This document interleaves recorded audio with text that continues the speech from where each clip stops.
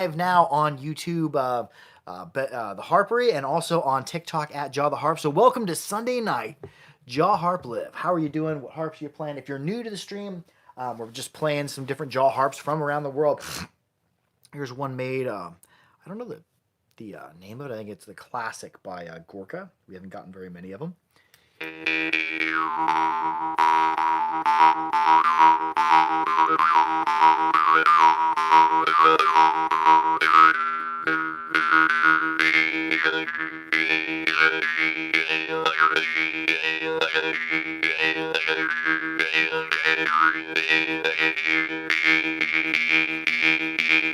Oh, hello, Pat Pearson. Be sure to follow him. He puts out jaw harp videos all the time. Hello, Pat Pearson. How are you? I believe you're also found at Jaw Harping Time on Instagram. Correct me if I'm wrong on that, but.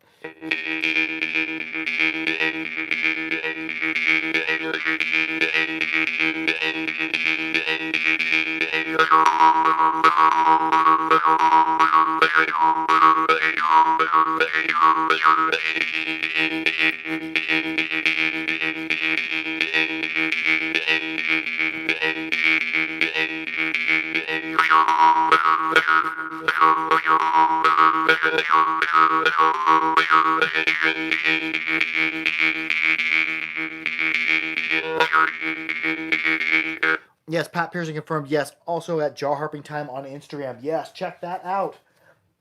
I've been into doing some double plucking, some playing inward, playing outward. So I've been gravitating toward a few harps that play well like that. One is been really digging on the Sisolka Rabach in D2. The trigger shape of it is kind of like a long neck dinosaur, like one of those Diplodocus or Diplodocus looking. When I grew up, it was pronounced Diplodocus, but it's actually Diplodocus is the style of dinosaur, or one of them dinosaur names where it has the long neck. Oh, hello back at you. I've been doing a lot of muting with the harp.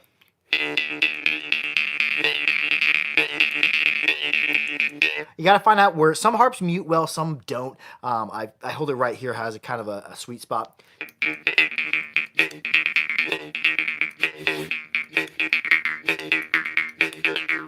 And when I let go of the mute, you'll hear the change in the volume.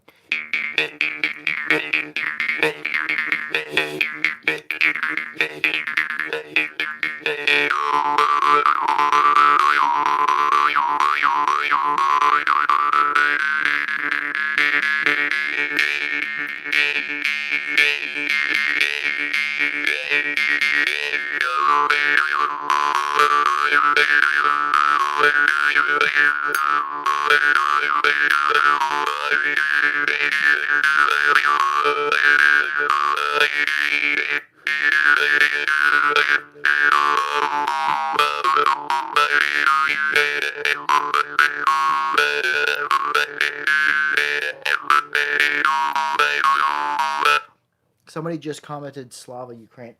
A Ukrainian harp. Let me play a drimba. This is a Brummel from the Czech Republic. The jaw harp is found all over the world in many variations. Let's play a drimba. Where's my really good? I have a Dernovoi somewhere. Hold on. I know some people will leave if I do this, but it's going to be okay. It's going to be worth it because then I'll find my drimba. This is a drimba.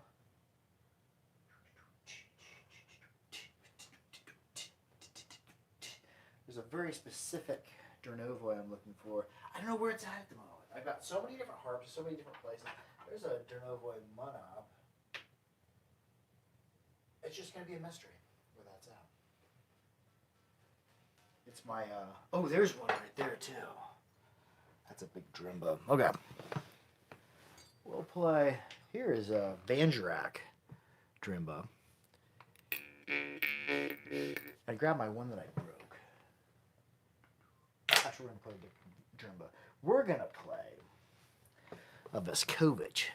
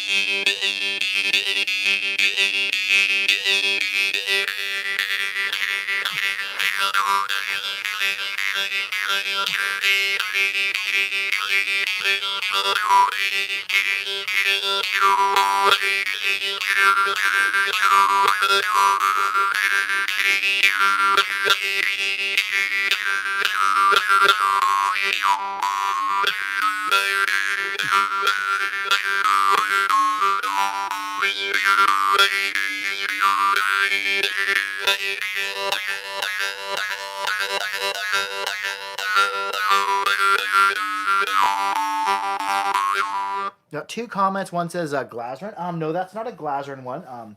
But the Glazerin are a good mass-produced or semi-mass-produced saturated instrument. That's a Vescovich.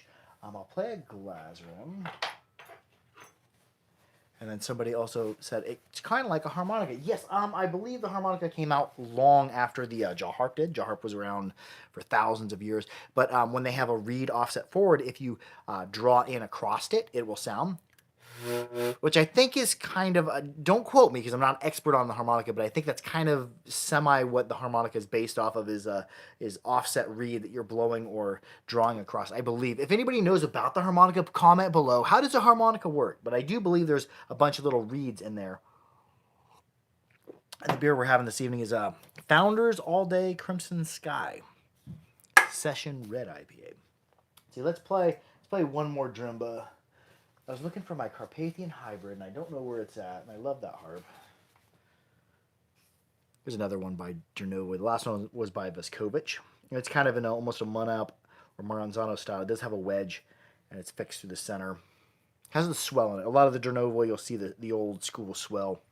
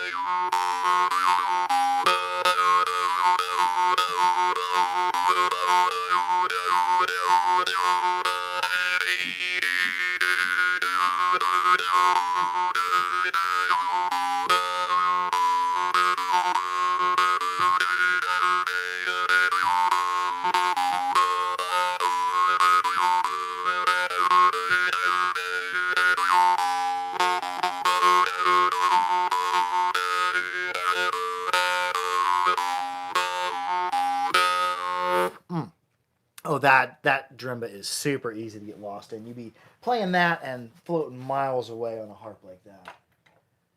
Let's see, what else should we play? Oh, Mohan. Gotta talk about Mohan. Mohan are the way. Somebody said Glazerin, so I'll play a Glazerin harp. I have a few Glazerin in my collection. They're not my favorite, but when you want a really good, loud, sensitive, robotic harp, they are very good for that. And this one is the Lighthouse by Glazerin. They're a fairly mass-produced. They're not super handmade. They're cut out by laser, but they got a very robotic sound. And they're very saturated. If I was going to suggest one harp to get from Glazerin, that'd probably be it because it's not expensive. But the Glazerin are getting expensive just because of the war.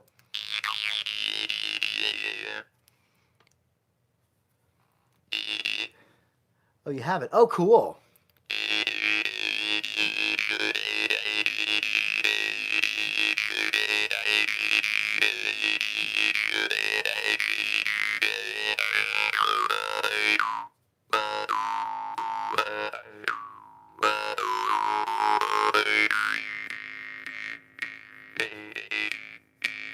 Can you chip a tooth? Yes, that will highlight just two comments right there. Going back a couple, Lime B22 says I have a basic harp from Eureka Springs. You probably got this one. These are commonly known as a Snoopy harp although there's like 6 or 7 variants of it. They just keep putting them in different boxes because people are figuring out Snoopy harps. They don't make much sound. They're uncomfortable to play. A lot of this vibration, it doesn't vibrate like a guitar string does.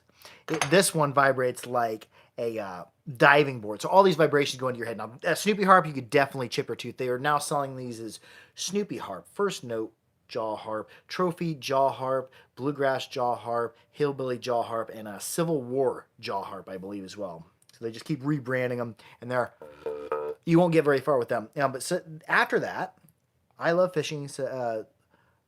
Somebody says, can you chip a tooth? And yes, you can chip a tooth with a Snoopy or even a stiff-reeded Morsing or Morchang or any harp that you're playing irregularly. You don't want to ever... Now, the reed on a flexible harp hitting your tooth probably isn't going to chip it. And that's going to be all based on how strong your teeth are.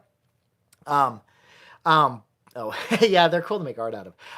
Okay, we're live on 2 different things. Where was I going there?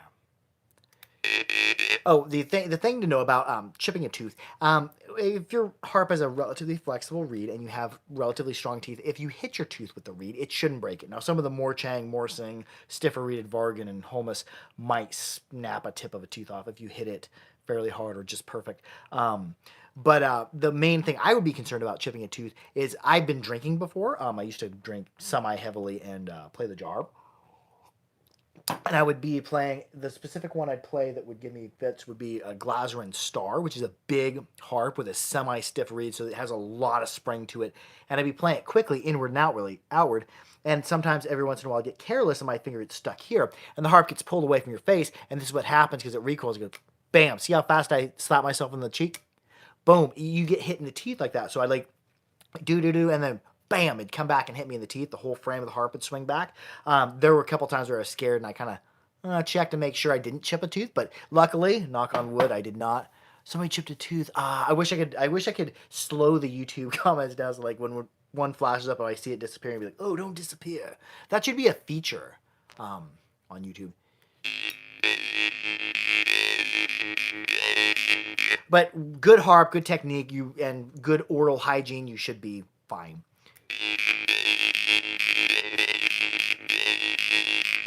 How'd you get into the jaw harp? Did your father introduce you? No, I had a hernia surgery, and during that period of time, I bought not a bluegrass jaw harp, but it was just a rebranded one. It was a Hobby Lobby mouth harp. It wasn't great, but I started playing that. Then I ordered a Zalagi Chancellor. Okay. Yeah, that's how I got into it. The first time I heard a jaw harp, however, when I was little, I might have been maybe 5 or 6, and I remember there was it was like a cowboy or western movie playing, and there was all these wagons in a circle, and the sun was setting, and you heard this little I was like,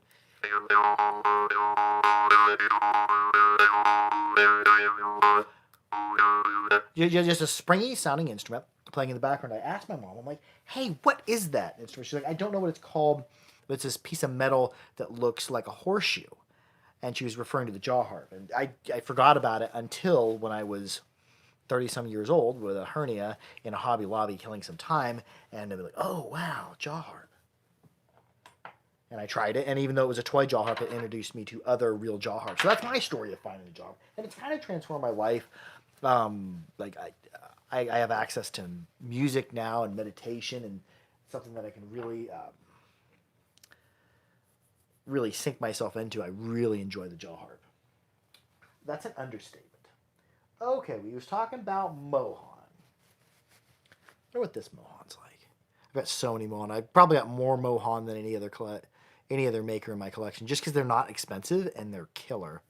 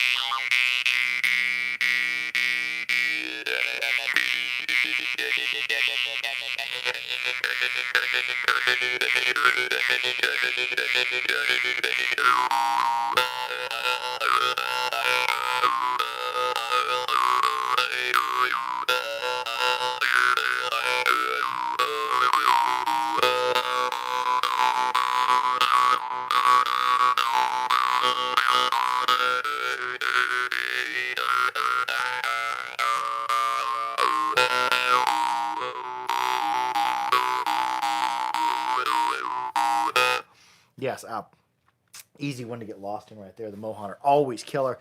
Bio says this is a man playing this thingy. Yes, I am playing this thingy. This is a jaw harp. Would be the broad terminology for it. This in particular jaw harp is from Rajasthan. This is a Morchang. And I'll play one. I'll play one more harp. I should play one more higher pitched Morchang, because traditionally the jaw harp of India weren't lower pitched that I know of. Here recently, the makers have started making lower and lower pitched instruments, and some of them are really killing it, just like Mohan is. Let's play one of the youngest makers in Rajasthan. This is Bagvana. This is brass Morchang.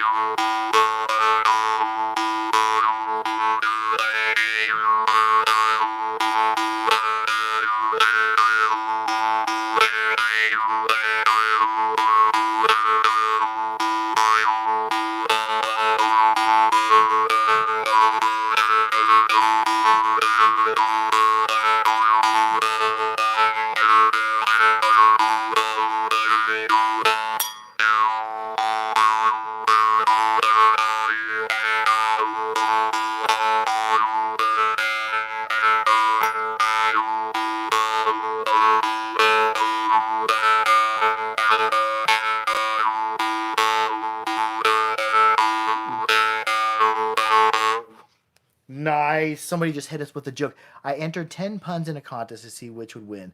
No pun intended. Boom! Best pun of the day. Tristan Rivera. Thank you for that.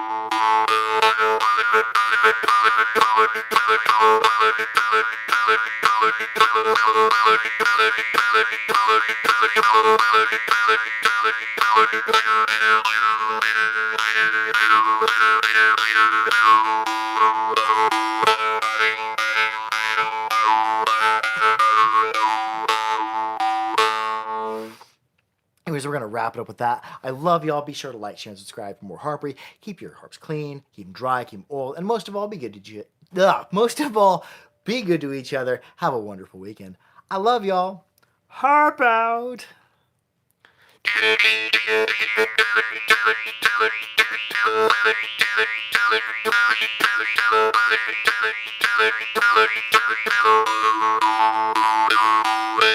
I'll see y'all next Sunday.